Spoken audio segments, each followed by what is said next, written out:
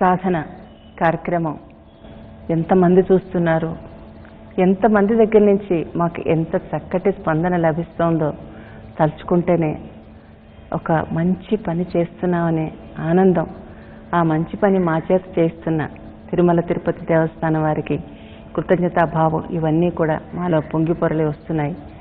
ఇటువంటి సాధన కార్యక్రమానికి మీ అందరినీ కూడా హృదయపూర్వకంగా స్వాగతిస్తున్నాను. నృత్యంలో ఎప్పుడు కూడా చేయటానికి అవకాశం ఉన్నప్పుడు ఈ అంశమైన నృత్యాంశంగా తగినదే.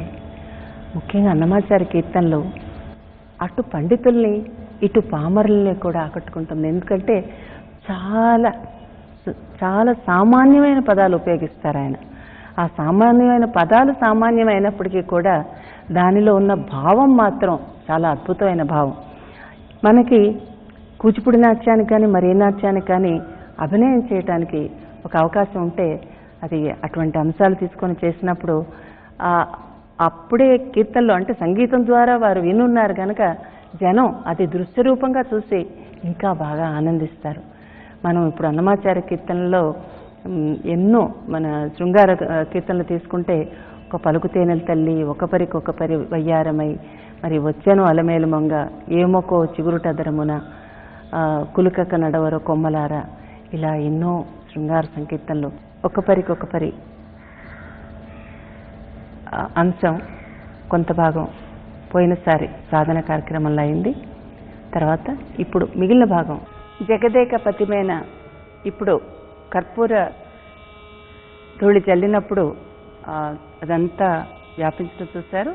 దీన్ని ముద్దర్లు మళ్ళీ అడుగులతో పాటు ఒక 2 వెరైటీస్. జగదేకపతి మేన చల్లిన కర్పూర ధూళి దిగికొని నలువంగ జిందగాను.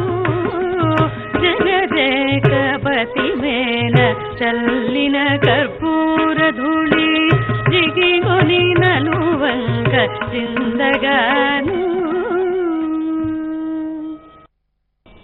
చేయండి. 1 2. జగదేకపతి మేన చల్లిన కర్పూర